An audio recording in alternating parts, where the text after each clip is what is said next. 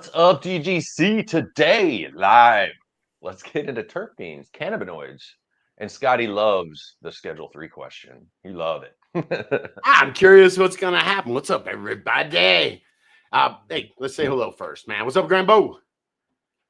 Yeah, Banner. Going to be filling some comments for us. Thank you, sir. And special guest, J.R. Tokin. What is up, y'all? What's up, DGC? Yeah. If we're going to be talking terpenes and cannabinoids, I needed a little help from my friends. So JR knows how to talk, and I guess he walks the walk because he grows some terpelicious bud. Let's do it. Yeah. What's up, chat? We got everybody hanging. TJ Rez, I see John Lindsay, Bartman, default behavior. I'll try and keep my eye on the chat, guys. It gets scrolling quick. Van Ripster, Growers Love. What's up, buddy? Good to see you hanging out. Haven't talked in a while. Get in touch, buddy. But yeah, is it TJ Rez's birthday today, man? Do I have that information right? So a little birdie told me that, man. If so, happy birthday, all right? Happy birthday. Yes, we're gonna get you some Delta 8 and Spice and K2. Right? Because they're legal, man. Those are all cannabinoids, right? We're gonna talk terpenes and cannabinoids today. And I want to know enough to where I know what real and fake is, and synthetic and plant derived and all that stuff, man. Let's figure. And then let's talk about growing terpene weed. As long as they're botanical terpenes. But man, it's true. Like cannabis, we all think about THC. THC is a huge factor, of course, but this word is used over and over. The entourage effect, terpenes medicinally, and effects on you are just as important. Absolutely, man. And a lot of this stuff, there are the terpenes and cannabinoids they can synthesize them so they're chemically identical. But it's really, you'll see, I've got a couple articles about it where it's the impurities that really make it. You know, if you have 100% limonene from citrus peels or whatever, it's the same stuff. You can either get it from other botanically derived, you can get it from cannabis, or you can get it from a factory, or a laboratory. But the laboratory is going to be 100% or 99.9% pure. And it's those impurities that mellow the taste out, Do you not like the laboratory? I don't know. Could be good stuff. It's too good, though. And doesn't even natural derived terpenes, they still have to be processed in some kind of lab setting, I'm assuming, right? There's an extraction process. You know what's weird? So from a chemistry perspective, how are they different? What it is the terpenes are. I thought I had an article about it, man, but I do have one somewhere. Where is it, man? It was just interesting. They were saying that when they make the terpenes in a factory, like they can put the molecule together to make the exact same thing. I have no idea. It might not even be in there, man. Don't stress yourself, sir. But it's all the other things that are attached to it, man. Me and you, I asked you to be on the show yesterday, JR, and you were being here. Actually, it was just you geeked out on all this stuff. And I threw it to the bottom of the format because it is so above and beyond. But these are the kind of things that do affect the taste. You've got terpenes, and then you've got, what do we call them? Esters and volatile sulfuric compounds, VSCs. Don't forget the thiols, okay? Flavonoids. Dude, you went into it. Flavorences? What is that? That's a new one, too. That was a new one on me. I just had learned about this not that long ago, and it's its synergies is it acts as a way to extend the existing terpene profile that's there. So you know how sometimes you'll hit something and it just lingers on your mouth for a long time? That's part of that synergy between the flavorances and whatever terpenes or volatile sulfur compounds or thiols.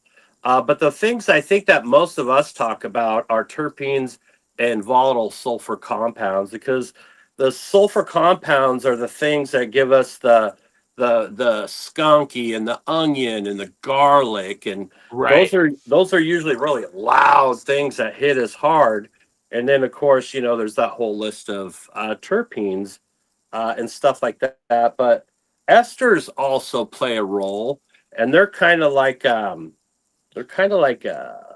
alcohol, like an ethyl butanate is what it's called, and it's responsible for a lot of the fruitiness.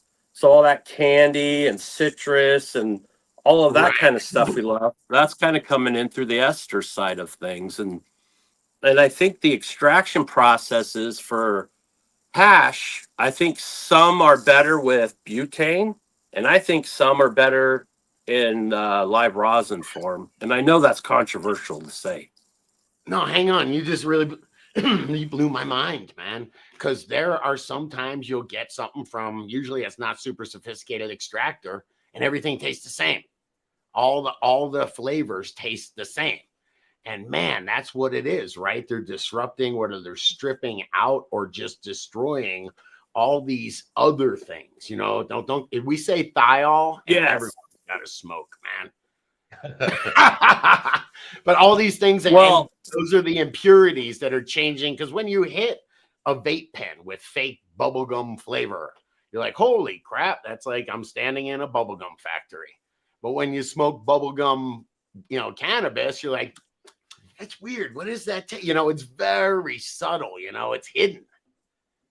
yeah, and sometimes those more volatile compounds, those get squished in the process. And that's why some people like BHO better, because it's a cold process that kind of does this extraction process that is not so heat intensive, which can volatilize some of your stuff. And other stuff, when you're doing washes and presses, you're also washing out monoterpenes that are present, and they're just being flushed away in your water as you dump your bucket or whatever, your reservoir. Hang on, man. Chat, come on, let's do it, man. Come on, ready? Rosin versus resin. BHO versus rosin. What's got the flavor? No, but I know that rosin has a ton of flavor to it. Yes. But if BHO is done right, come on, Terpene Kyle does a great job, man. I think it's strain dependent. Now we all have to smoke, man. That's awesome. Yes. I was gonna say, Matt Adams says, I hate fake flavors, man. I don't know if we're talking, we've done a show or two on spray terps. And of course, JR was like, you want it, why not just grow the flavors and not have the fake flavors? But some people, I'm a health person. I don't want to have fake flavors or stuff on my food or whatever that might be harmful to my health. Yellow number 5 or red, whatever colors, shiz like that. But it's kind of to each their own. Like if it's, let's go quote, botanically derived terpenes. No, I'm still learning all this. That to me, that sounds friendly. It was botanically derived. Aren't they all? So I think that there's actually in chat, let me know, some terpenes that are derived straight from cannabis plants. I mean, I don't know why you do that and spray it on another plant. But long story short, if they're not harming my health and they are botanically derived or organic, like, and I want to jazz up some weed that's maybe not that good because it wasn't cured right, why not? Yeah, I love that. That was a very dude thing to say. It's like, why would you extract terpenes from your plant to spray it on your plant? That seems kind of stupid. But I mean, it's like I don't know. I'm trying to think. You got to polish those turds. Good analogy. You got to polish the turds, right? No, man. It's a delicate balance, though. And whether I remember I used to drive by, from Florida, I have a bamboo nursery there. It's in the sticks, and I would drive by these squeeze plants, and it was where they would squeeze the orange juice. And there'd be containers and containers of orange juice. And then there'd be this little tiny, like a 25-gallon, I remember it was a green 25-gallon drum. And that was terpenes. Those were the terpenes that they extracted. I think they squeezed them. I don't know how they got them out, but from the orange and lemon and citrus peels. And that's that limonene, right? Well, but one. There's nothing wrong with that, but it's not the same thing as having it developed inside the trichome, because it's taken this genetic, following these genetic instructions and making it next to other terpenes and thiols and mercaptans and say something smart, JR. What else? Yeah, something smart, dude. Hey, Sorry, I want to shout out say? Cannabinoid Boyd. What's up? I love that name. Wow. And Chad Westport in the chat. A little small talk for Chad and JR. I felt your guys quake the other day up here at my house, man. I went outside with my flashlight. I was like, what was that? So I don't know if you guys felt that down there, but that's a little earthquake going on. Yeah, we had 4 of them right off our coast here in Oregon. A couple of them were in the 5 range. What does that do? That's just a little shake. Surfs up, boys. Surfs up. Is that like that? No, it doesn't work. It doesn't work that way. It'd be nice. Can I take it to realdgc.com? Scotty, you made a post over there, and we had some good replies from the DGC producers. As we're doing every week, producers, please help us build the show. VIP Lounge going over there. That's why you are a producer, sir. Or I was going to say sir-ette, but that's not even real. We're live. I better shut up and get in trouble here. Sir, ma'am. This is from Marzig. Marzig says, I get totally different effects from different cultivars at even different phenotypes of the same cultivar, which is interesting. So that's one reason I only grow autos, just for the variety. I also notice big differences from smoking alone or with others. Time of the day, my mood, all cause different effects. So my environment changes the buzz. Hopefully changes in the federal laws will help even more with new research. That's interesting. Different phenotypes getting different effects. And I totally agree. Like when people say something about a strain, about its effects, it's so individual. There's so many variables. But my biggest one for me is sitting here doing the show. And like after the show, I'll go outside, run an errand or something. Like, oh man, I'm pretty damn hot. I wasn't noticing that in my 4 walls here, looking at a screen. Yeah. It's like when you're traveling and you're hitting, not that I do this, and you're hitting the pin, and then you get out to take a piss or something. You're like, oh, hey. Come on, Banner. You're I won't call you a strange snoot, but you know your stuff, man. You do you find different effects from different buds, and do you keep different flower? How about with dabs? Because you got the extracts now too. You find the same strain hits you differently like that. Yeah, I'll notice some that will make me tired. That's really the biggest thing that I notice. Yeah, that's CBN, man. That's a cannabinoid, bro. Hey, I feel like we're doing a bad job. We started in the middle, but terpenes and cannabinoids, should we do like a 20,000 foot overview just so everybody understands what we're talking about and what the difference is? I want to know the difference between lab-made, semi-synthetic, and novel synthetic, Scotty. Well, that's actually really easy, man. You can get stuff that's made in the lab. You can get lab made is like with cannabinoid. We'll get into it. Come on, man. Cannabinoids are like THC and CBD, right? JR? Yeah. And now they're doing different classifications. So type 1 cultivars are just THC dominant. Type 2 cultivars are 1-to-1s, usually CBD, THC. And then type 3 are just a CBD hemp dominant. And then now they're moving on beyond that. Now that we're getting CBG, CBNs, and all those other ones, because there's over 130 cannabinoids that have been discovered scientifically. And so they're going to move away from that type system because it sounds ridiculous to go, type 80, type 90. So it's just going to be, classified as a chemovar. So it's the chemistry of the cultivars, the way you would think about it. And like Dude said, each cultivar and each pheno of that cultivar has a chemical key, and you are a lock. And how that key fits or even turns depends on your own chemistry itself. And so it's insane. I just want to grow stinky bud, man. It gets me high and stuff, man. Well, I think the terpenes. Oh, sorry.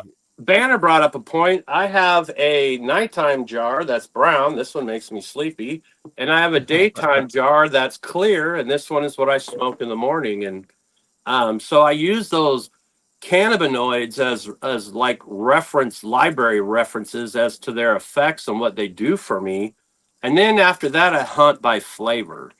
So number 1 is kind of classifying the effect, like a nighttime, daytime. fun time, whatever time. And then I'll go by flavor. If it tastes amazing, I'll put it in one of those two categories or a few categories. All right. All right, hang on. I want to just, in case people don't know, though, let's just review the terpenes and cannabinoids, right? So terpenes are like, I keep on saying limonene. And by the way, is it cannabinoid or cannabinoid, man? Chat, let us know, man. I say cannabinoid. That's pretty cool. I think we're And gonna adopt that, man. I can run down the list if you'd like. We've got myrcene, which is responsible for your musky, earthy, clove type stuff. Limonene, obviously. Hang on, we got any strains that are myrcene rich, or chat? Any strains that are? I'm terrible at this. I honestly, that's why I brought you on. I figured we would. I would shut up and listen. So. No, I'm not really gonna shut up and listen. Cookies does. Yeah, a lot of OGs, a lot of Kush stuff is kind of myrcene, earthy, kind of funky, heavy. Limonene, we all know about, a citrus. Pinene, obviously, is pine. Linalool is. Hang on, give me some strains with these, man. Give me some strains with these. All right, so linalool is going to be like your floral or lavender, so that purple lilac, diesel, any of those lilac type strains. Right. Those are going to be your linalool. Caryophyllene is spicy, woody, or peppery, so that's like your Jack Hare. Osamine, which is sweet, herbaceous, and tropical. I never heard of that one. I know, me either. That was a new one to me. But humulene, we kind of know as woody or hoppy, and also has some earthy notes to it. Look, Grembo found this, man. It's pretty cool. Yeah, so I always like to say, people like, they'll always be like, oh, indica sativa. And I would just point out, so, there's no such thing as a sativa molecule. The high is actually dictated by the cannabinoids and the terpenes. And so I found this chart that actually goes into some of the effects of how the terpenes kind of react. Modulation. Is that trans nerdy all? Yeah. Nerd it all? That's awesome. I'm not making the joke. Oh my God. Terpenolese. Anyway, I don't want to go too deep into it, but it is interesting that there's all these are responsible for the flavor, and then not even the flavor, the entourage effect. Well, cannabinoids are odorless, if you will. So obviously we need the terpenes for the dank. And this reminds me of a decent analogy as far as medicinal benefits from terpenes. My mom always used to have essential oils. I forgot the name of the company, the little jars, botanically derived, please. And she would use certain ones, like in the car, she'd I forgot the different ones, but she'd sniff on it for nausea or being out of balance or different things. And it's really interesting to see what different terpene profiles can help people. Strictly one terpene for one specific type of ailment can be, or obviously a blend. Yeah, I was reading an article. It came out a couple of weeks ago, actually, for cognitive stuff for people with memory issues and stuff, and Alzheimer's and stuff. Rosemary, just your herb rosemary, the actual terpenes and the chemical release of breaking open the fresh rosemary actually does cool stuff in your brain that helps kind of repair some of those pathways that have been broken off and are no longer firing correctly. So crazy how little we know, and how much we're learning too. Especially about, yes, sir. Especially about plant-based medicines and plant-based therapies. Yep. We've kind of been denied that as part of the, as cannabis growers and smokers. We know about, the persecution of our plant, but the persecution of plants in general and plant-based and fungi-based medicines have been repressed since like the 1929, 30s when all that shit started going down.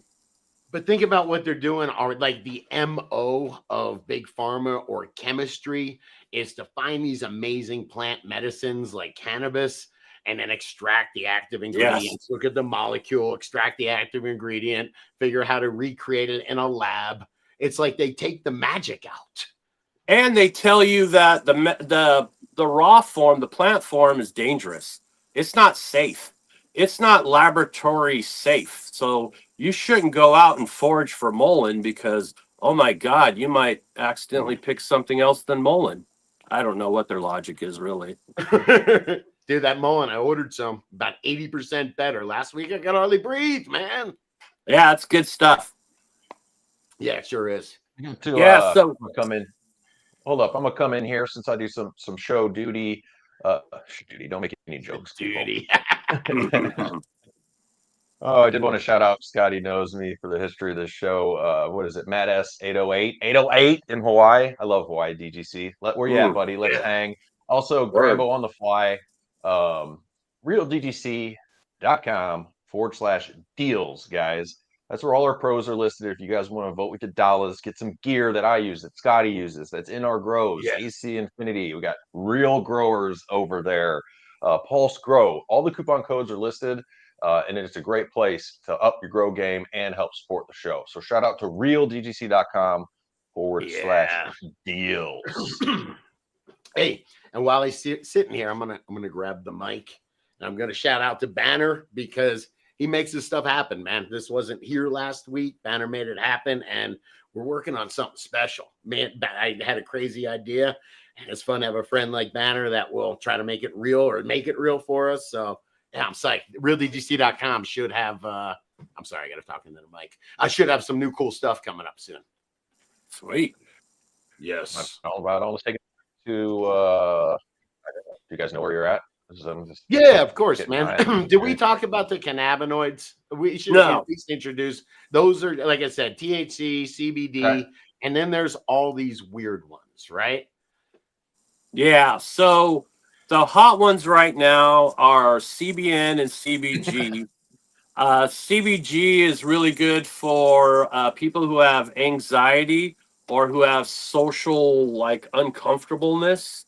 It's really good at just mellowing your mood and chilling you to fuck out. And just picture CBN everyone in their underwear, man. That's all you got to do.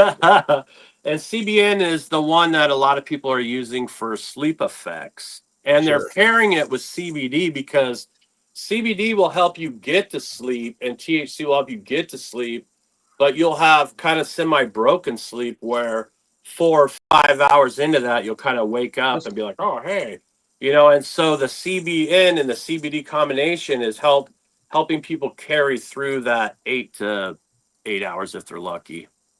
Hey, chat, That's where do you we need guys more think that smoking weed helps you sleep? Because I try not to smoke really heavy right before sleep because I do think it disrupts your sleep a bit. Man, it's just me. Chat, let us know.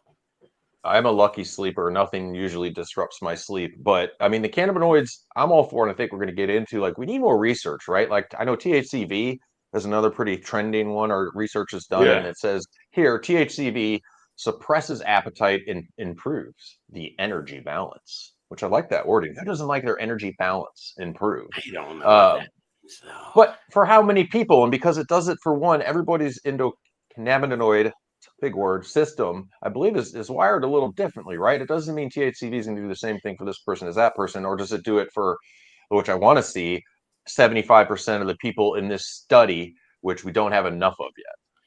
Well, THC gets people high, pretty. This is You perfect. know what I mean? Pretty universally. CBD works on, most people, right?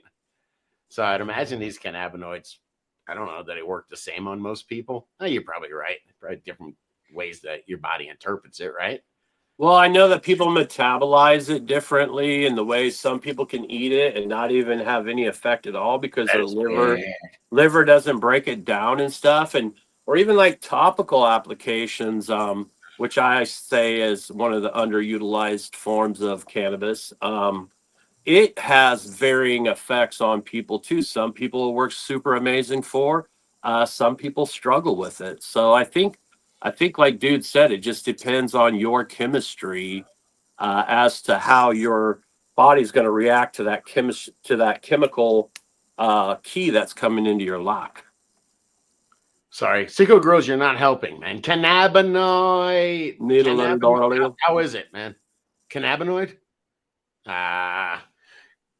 Sorry, I got distracted, man. What do you guys think? Because it is shady how they are taking these cannabinoids and then because it's federally illegal for the straight up ones, going and playing around with chemistry and synthesizing these things. No, Why is it shady?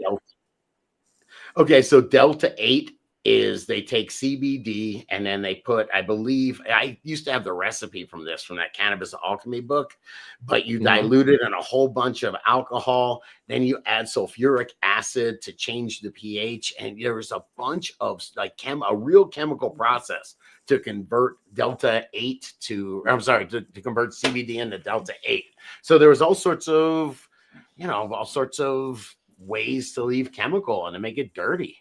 So same thing with a bunch of wrong. Yeah, things to go wrong. It's not like these guys were I don't know. Even a chemist doesn't mean you're running a tight ship, you know? Yeah, there's just more things that could possibly go wrong, right? And when you're buying things like solvents and acids, there's quality. There's quality, top quality. There's pharmacopoeia grade. You know what I'm saying, though? So you can buy shit inputs and come out with a really impure product. And then we had all that K2 and spice and all that completely weird. fake. They're not even starting with it. So they're, but THC and CBD, botanically derived or whatever, natural terpenes. Delta 8, they're kicking that. That's not natural. They're kicking that stuff up with chemistry. It's just taking CBD and kicking it up. And then these things, man, the spice and K2, those are just lab made, man. But they are cannabinoids. Yeah, they're molecularly altered to fit into legality, and the outcome is usually lame. Like, I never personally have smoked K2 or any of that weird shit. No, but from my understanding, it's not a good experience. Hey, Grambo, I got something that says novel synthetic cannabinoids, and it says entirely new lab invented cannabinoids. They're compounds that mimic. Oh man, I should have spoke, man. Mimic cannabinoid activity. But it's talking about these like K2 and synthetic marijuana. Yeah, it is just straight up. They say it's like up to 200 times more powerful, man. I don't know, actually. I'm a mess, Grambo. Cover me, bro. At least it's not live, right? I've stated before, man, if they're synthetically deriving, chemically engineering, growing shit on yeast to mimic what the plant can do, and it gets to more people to take place of a more harmful pharmaceutical drug with a lot of side effects, like if they're going to lab grow THCV in a pill and start to sling it, and it's more available to people to help them sleep without the side effects, versus having to grow out not everybody's going to grow out all their own, or not everybody has the ability to extract it from the plant or narrow it down to a certain strain to figure out what works for them and grow out cycles of weed or sample 50 different types to have it dialed in. And I'm for the chemical or the pharmaceutical aspect of it. I don't. Why would you think that would work? Why would you think isolating the one out of hundreds of chemicals in there, isolating and putting it in a pill is going to work? Hashtag. I think that there's definitely something to be said about entourage effect. We don't all know which blends are perfect for what yet, but I do think in the future there will be the ability to have them more narrowed in to figure out even a specific one cannabinoid that will help this specific ailment. And I think there'll be blends as well. I do agree with that. There's gonna be all kinds of shit, and I'm all for that. Well, dude, some of them, or go ahead. One of our buddies, Future 4200, he has futurecompounds.com, and he sells isolated cannabinoids. And I buy his CBD isolate to put into the Dit's Amazing to kind of, because I only have THC cultivars that I'm working with, and I want to add that to it. And I think for people who are manufacturing gummies and edibles and stuff like that, for them to be able to buy the CBN, CBG isolate, make the gummy candy, boom, you're going to sleep or whatever you need to do. You know what I mean? Yeah. So I think there's a place for it, but I think like Scotty said, it's like, just like you should know your grower, you should probably know where your lab shit's coming from, Yeah. But dude, you're right, man. Or I shouldn't say you're right. I don't want to go crazy here, but you have a Thank pretty you. good point. Hey, that little TJ Res contest we got going with the bubble? Yes. Dude, you're right in there. All right. No, but CBD is an isolated compound, and that works. So I mean, pulling one cannabinoid out does work, right? I'm bringing CBD back, baby. That's my next T-shirt. I have 2 plants going now that are at least, they claim to be less than 1% THC when I'm done, and I think 20% CBD. And I got some cats in my neighborhood actually excited about it. They don't like getting super blazed anymore. They're a little bit older. They've been through that. They don't like it. Takes them for a spin, and they just want to chill. So I'm pretty stoked to harvest them. And I'm gonna not tell anybody I want to get close to harvest. I'm gonna bring it to a party and trick everybody. What is this? Moss? Hey. He's playing. I just saw in the chat, One Eye Cat Cannabis is like, yo, I'm back, man. I was just trying to Google the Cannabis Alchemy book. For real, that is interesting reading, and it's free online. Google Cannabis Alchemy PDF, and it's got some great instruction. It was written in the 70s, man. It's amazing. I think 1975. Shout out to D Gold, man. D Gold. I like it. Oh, I'm man. gonna we do, lost Jay. Oh, I'll cover, Roy. I got something for Will Jarrett's back Yes, sir. because as I was told, we're live. So every 10 minutes or so, I have to deliver some important messages. One would be realddc.com/merch, guys. That is where you can get merch. We have upped our merch game a little bit. We got some DGC grove bags, grinders, loops. We got to get another hat run going. We should have some DGC help design a hat. Message me on realddc.com. And also, I see in the chat, I just want to mention there's a little bit of talk going back and forth about getting grow gear. Vivio Sun mentions, which is a player out there. ACinfinity.com, guys, is a supporter of this industry of podcasts. They've been a supporter of the show for a while. Not only that, they have badass gear. And one big difference when I promote people, I talk about customer service. You can call AC Infinity and actually talk to somebody and I've gotten help for 30 minutes straight about trying to do my controller when I was confused about shit. So vote with your dollars. ACinfinity.com, guys. Coupon code Dude Grows saves you 10% over there. They've been awesome in this community. And if you have any real problems, hit up Dude. He's got the owner's phone number, man. Ooh. Yeah. I'm just having fun, man. I'm just having fun. Hey, hang on. Go ahead. I can loiter in the arena of hot topics, and we're just talking about kind of big pharma and what they can do. Mm-hmm. A lot of this, the reason I wanted to talk about this, or one of the reasons, is because there's so much talk about it going Schedule 3. And if cannabis goes Schedule 3, you are going to see, just big tech just spool up. And like I have an article here, Rambo, CRISPR edited cannabis. Faster, smarter, stronger. That's freaking scary. Anyway, it's haploid induction with CRISPR gene editing to accelerate the development of cannabis strains. The approach allows breeders to create homozygous, genetically uniform lines quickly, enabling precise control over traits like cannabinoid profiles, flowering behavior, and stress resistance without traditional breeding cycles. They're just growing the plant from cells, so they don't have to cross it or back cross it and then isolate the traits and develop an IBL. They are just growing this thing, man, from cells. It's pretty crazy.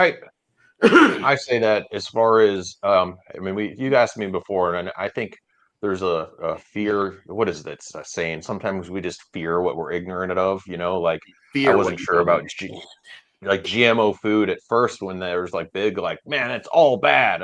Now I'm like, I don't think it's all bad. CRISPR weeds, Scotty, you asked me. Baby.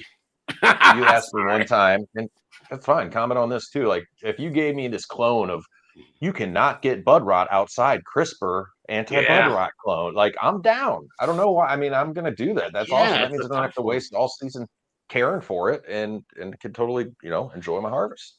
We just had Rab from Seattle Chronic Seeds on, and he was talking about how, just on this subject, that now when they go do lab testing, they do genetic testing instead of cannabinoid and terpene profiles trying to chase traits.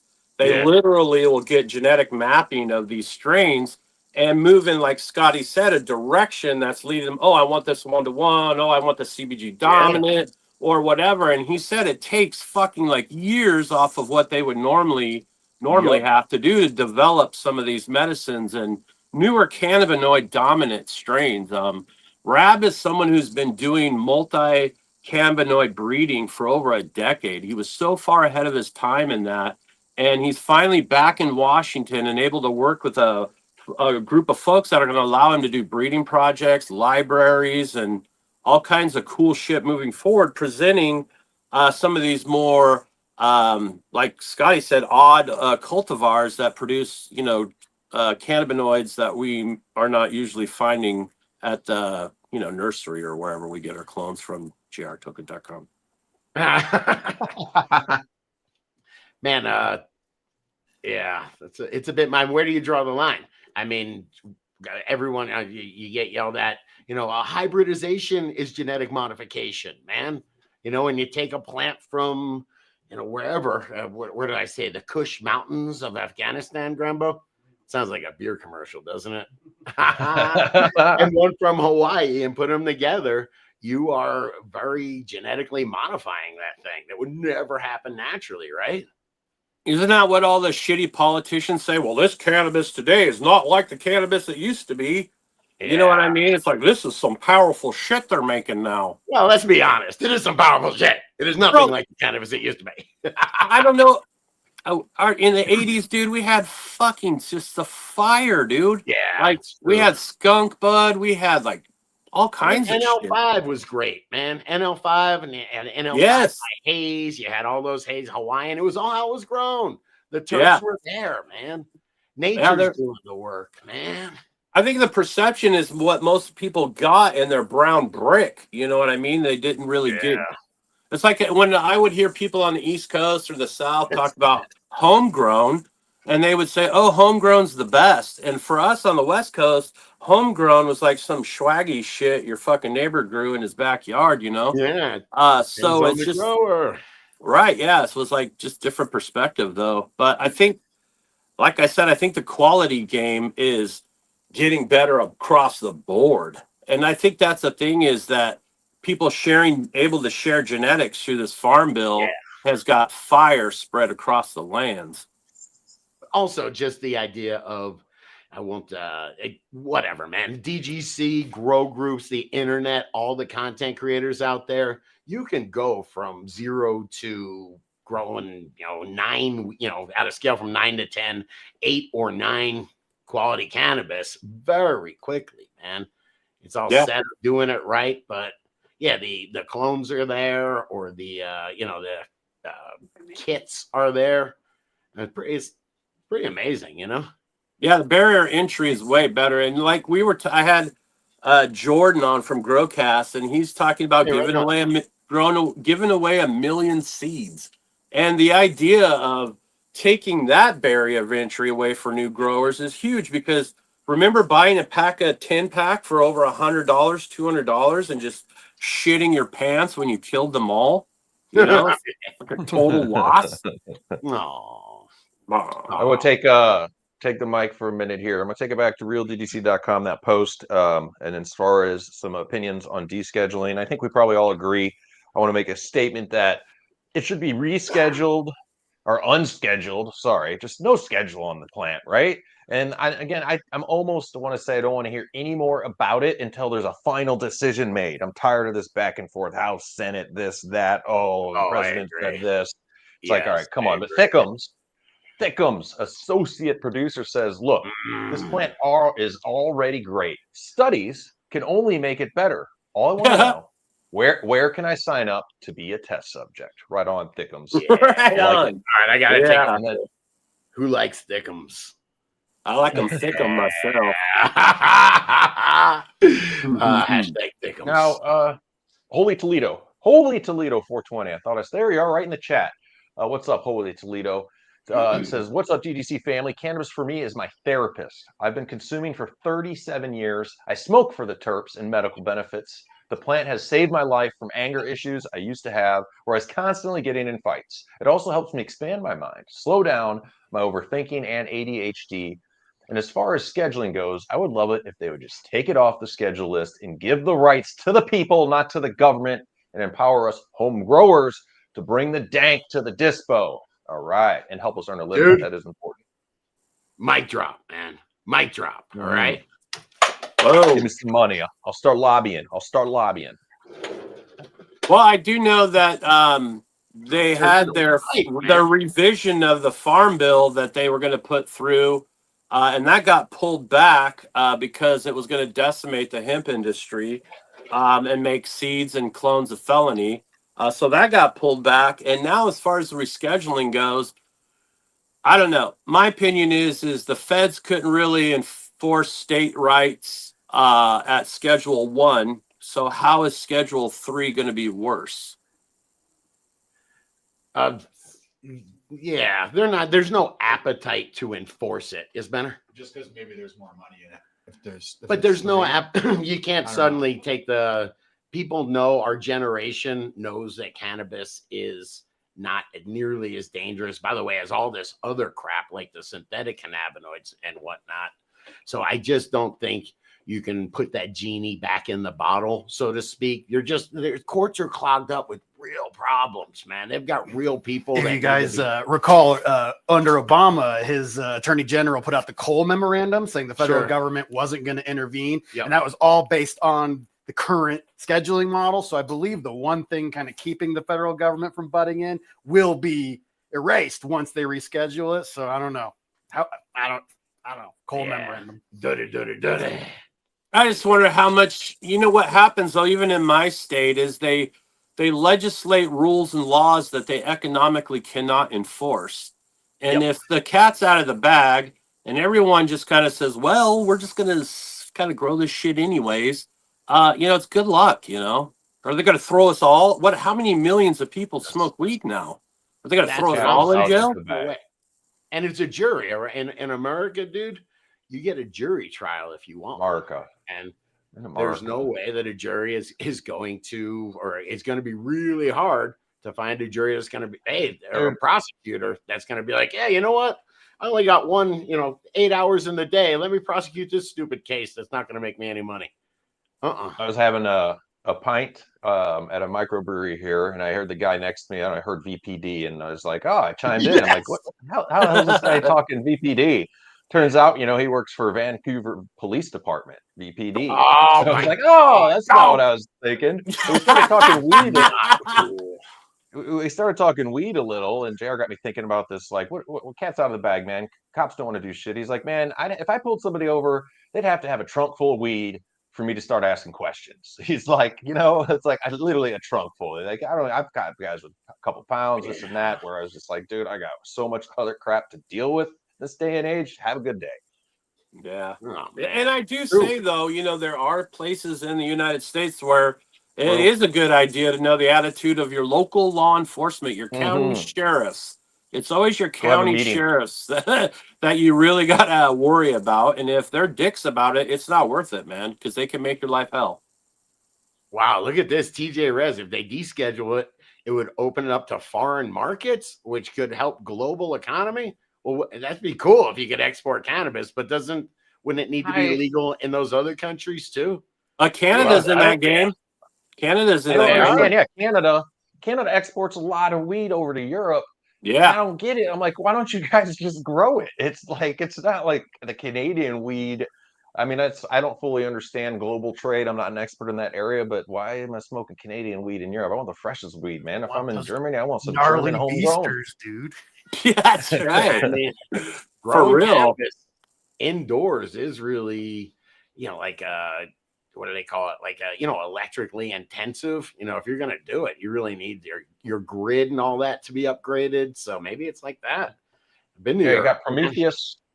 Prometheus's Gardening and Cannabis Corner says the floods are busting people competing with the dispo.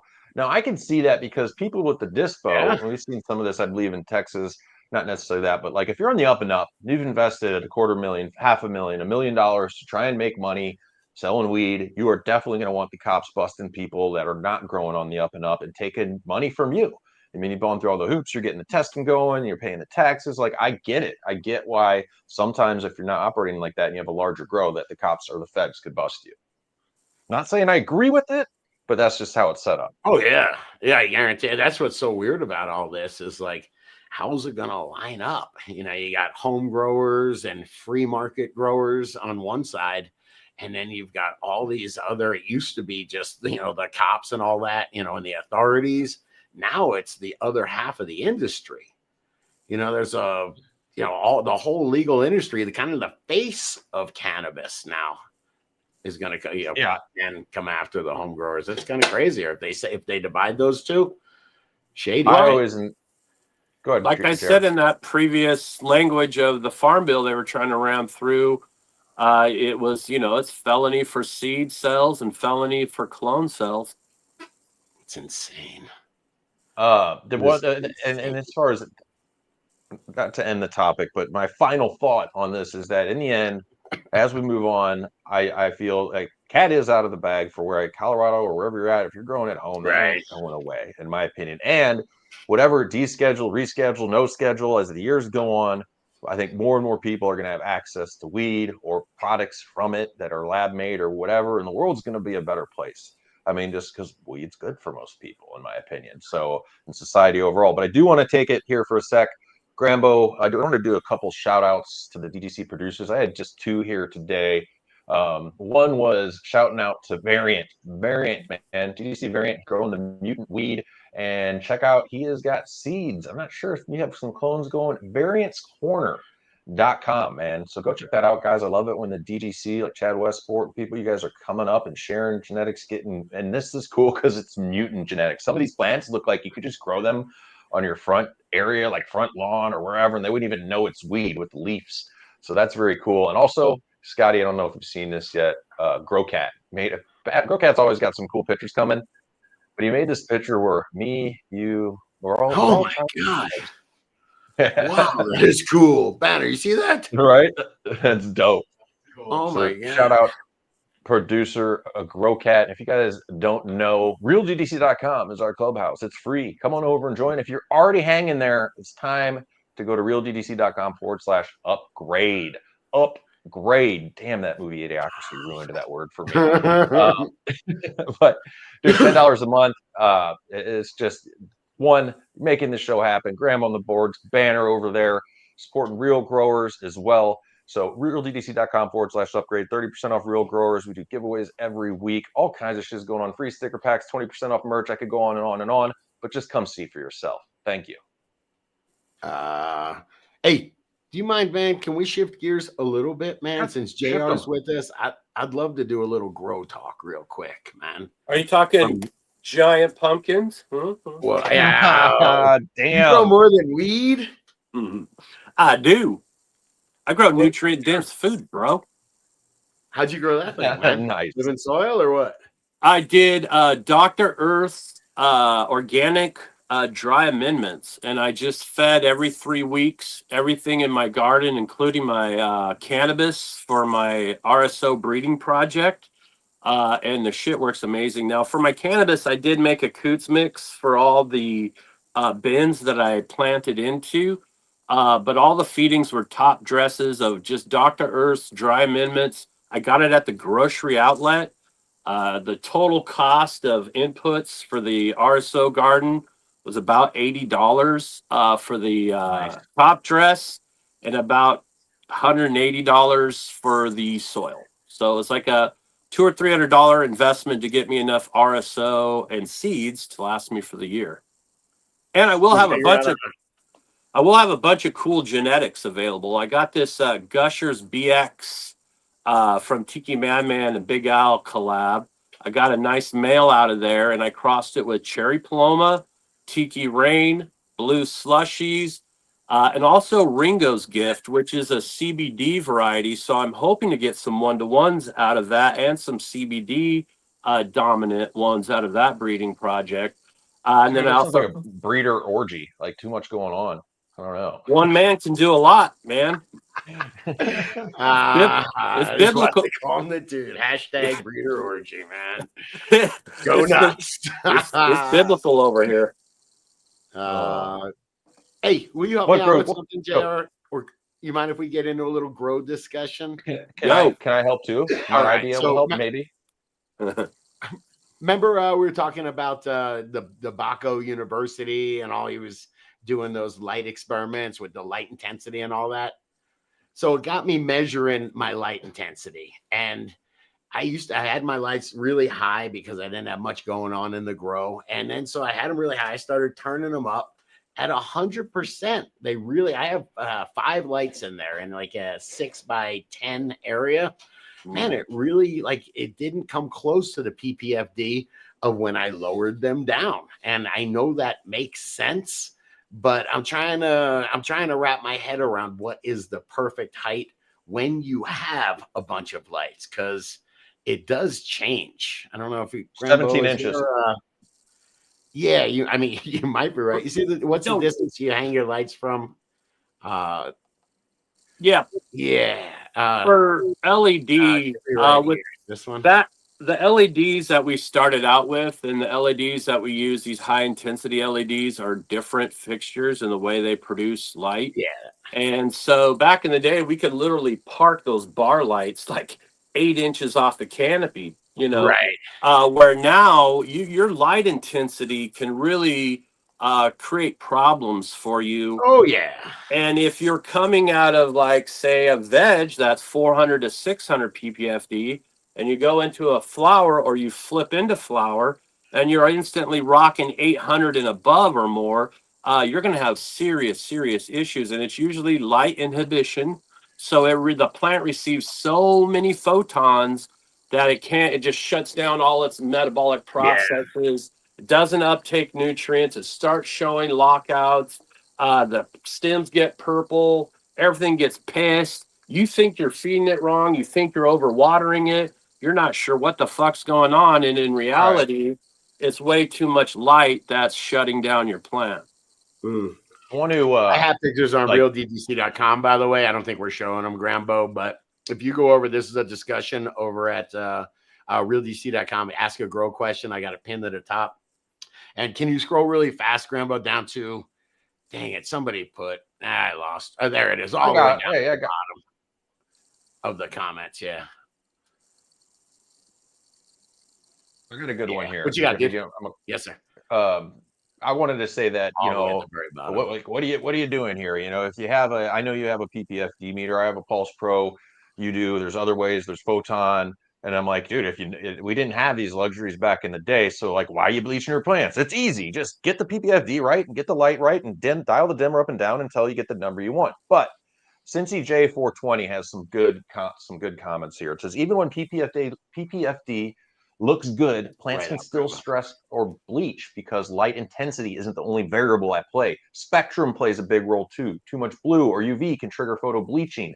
And I like this one. Leaf surface temps can also climb higher than room temps when the lights are close, which stresses out the chloroplasts, Scotty. Also, the total DLI matters too. You might have the right PPFD snapshot, but if the light runs too long, the plant still gets overfed with photons. So these are some good points, because I would rather have. I like my lights off. Like, if I remember right, my HLG 350 Diablo X's or whatever are about 17 to 18 inches off canopy, and they run at about 70%. And I think it was to give me a PPFD of close to 900. I'd rather have my lights higher off my canopy to make sure I am avoiding, I don't want to mess with my terps. We're talking about terpenes here, right? The higher the temps are on canopy, the more terps will volatize off, correct? Yep. But the temperature on canopy has to do with infrared light, which LEDs don't really have. LEDs don't radiate and raise your leaf surface temperature a ton, do they?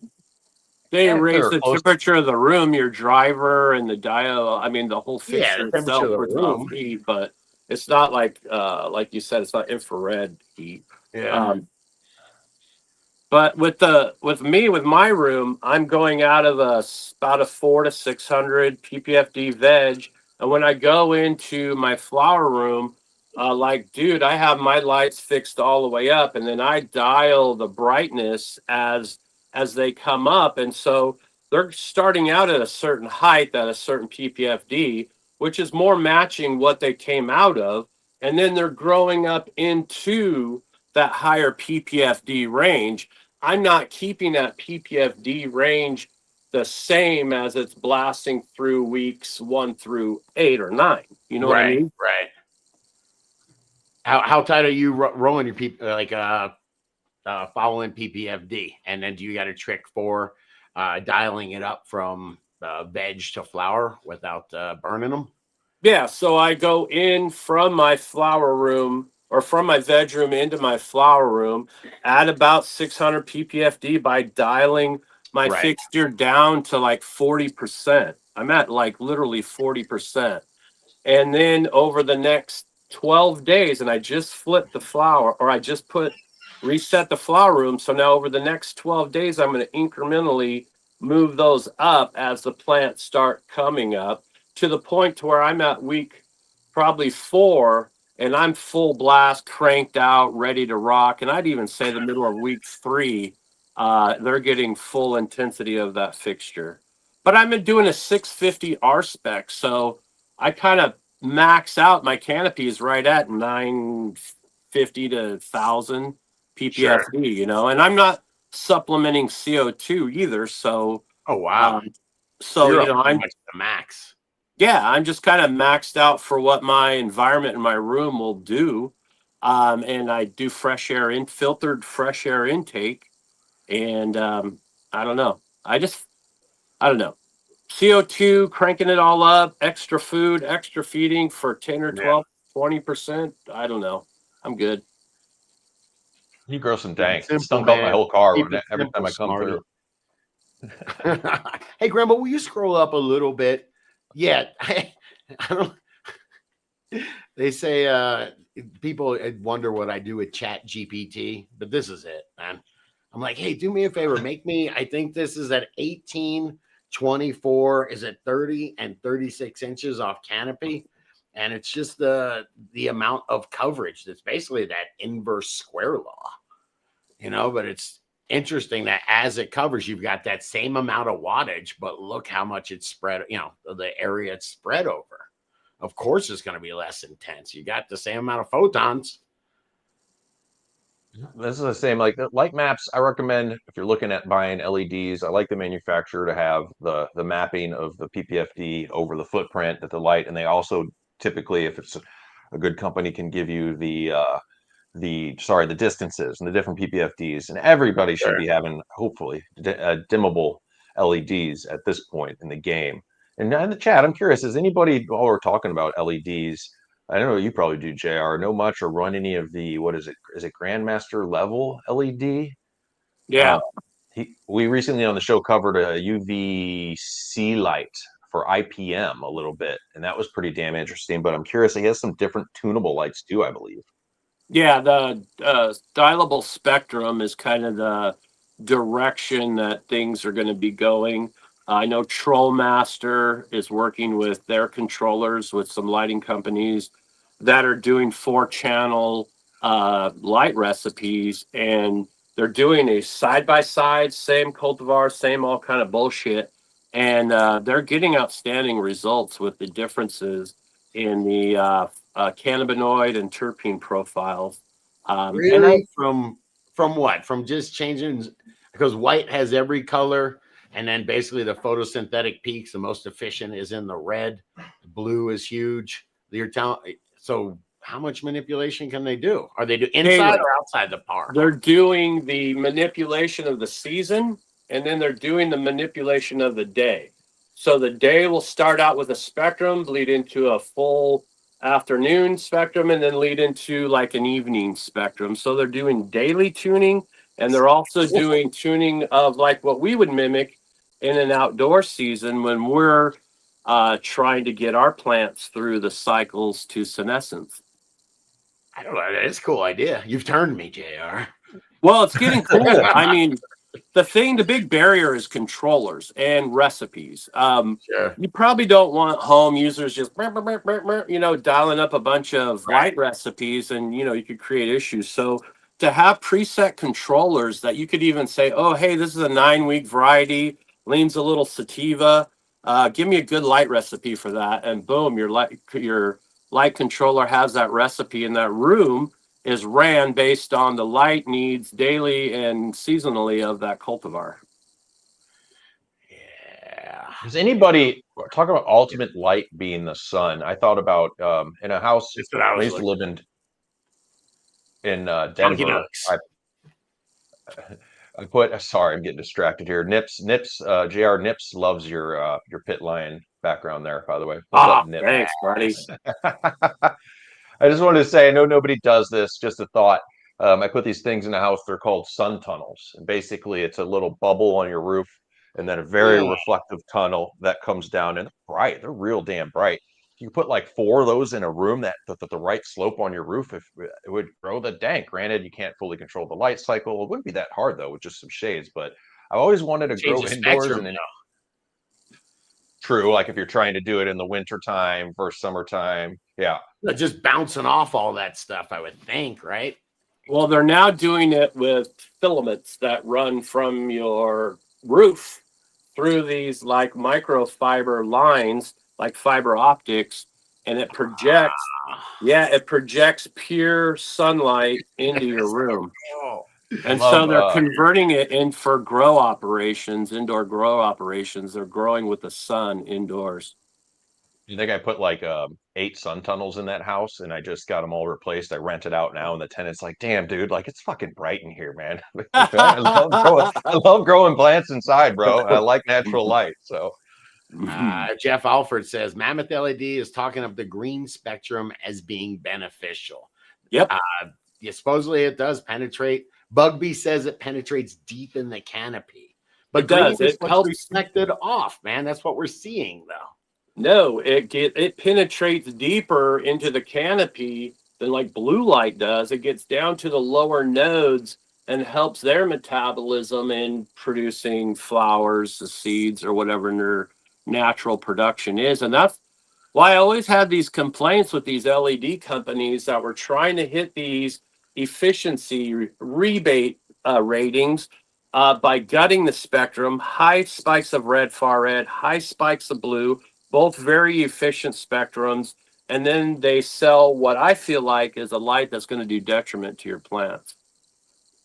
I got to Cam in the chat, just because doing my duties here. Cam, anybody, what's the quietest fan carbon filter setup? My girl doesn't like the noise. I have been there where I had the old inline fans from Can Fan, like a 6-inch strapped to a floor joist in the basement, and it's just like you could totally tell when the grow came on. Like, yeah, dude, I think what just happened? The new setup, AC Infinity setup with one of those 69 controllers, or what I think they're up to a 71, but it will turn on. I've got a tent with a fan maybe 8 feet from here, 10 feet from here, and it really is quiet. Sometimes I'll be like, Rambo, can you hear that? And I mean, sometimes you can barely hear it, but barely. Yeah. They got 10 speeds on those babies. So Cam, code Dude Grows at AC Infinity will hook you up. I run those as well. Man, that I have the show. Go ahead, I have the 4-inch that I keep in my living area, and I keep it at a 3. You can't really hear it, but it's constantly scrubbing and cleaning the air that I breathe. I like it. I like it. I was going to say too, right? Trimming day. Dude, a trimming filter. Holy, if we're talking fans and filters, make sure you got something set up for trimming. If you want to piss your wife off, it's a I brought it in for trimming, and then I was like, this is kind of cool. So I just left it in here and never brought it out. That's cool, man. Hey, real quick, what's ever been up to, man? Grambo had a big, you had a big star on, man. Strange show Matt was on. Oh yeah, Matt came and hung out this last Sunday. I've been actually putting out clips. It's shocking when people on Mondays, people are like, "Hey, you weren't there. I didn't see anything." People actually care, Scott. So I've been stepping up and actually putting out some decent content over there. It is shocking, right? Yeah, it is. Well, I took the easy route on my Scotty Real 420 channel and just talked grow lights, man. Everybody loves grow lights, all right? Yes. I mean, yes, it is. I'm waiting for there's lasers next. It seems like we've almost, I know we just talked about tunable spectrum. JR used the word light recipes. I don't know, other than more efficient LEDs, what would what could be the future of indoor grow lighting? Anybody have any outside par, man? Those unique spectrums that are going to do weird things, change the plant morphology, sir. Yes. All right. I'll take that. I mean, I've been playing with UV for the first time last grow ever. So, you know, doing the UV bars, and although I didn't do any A and B testing, I just got too excited to hang them all up. You know how that goes sometimes. Yep. When you got a new product in the grow, you're like, you shouldn't use this bloom enhancer on everything, but man, I want to. A/B testing, dude. A/B testing. And we'll definitely be doing videos about that very shortly over on Dude Grows Grow Talk. Oh, seamless Grambo. Beautiful. What do we do? Carbon filters? Odor? We had some carbon. We talked about not getting busted. So Banner really quick. Banner has been working the whole time. You haven't even been paying attention, have you, man? You've been working. To what? He's been working. We've been playing on something with realdgc.com. And something tells me you've been coding over there, man. Yeah, I finally got it working, that's dude. the happy face. Come on, that's the happy face right there. Yeah, check it out. Victory. All right, we'll check it out. We'll test it. Hey, first. if you want to play, just go on over to groups and look for Cannafeed. Yeah, we're that confident. This is live, man. You check it out. Okay, good. You'll notice the under construction banner. Check We it did out. have Pretty cool. on our other channel, guys.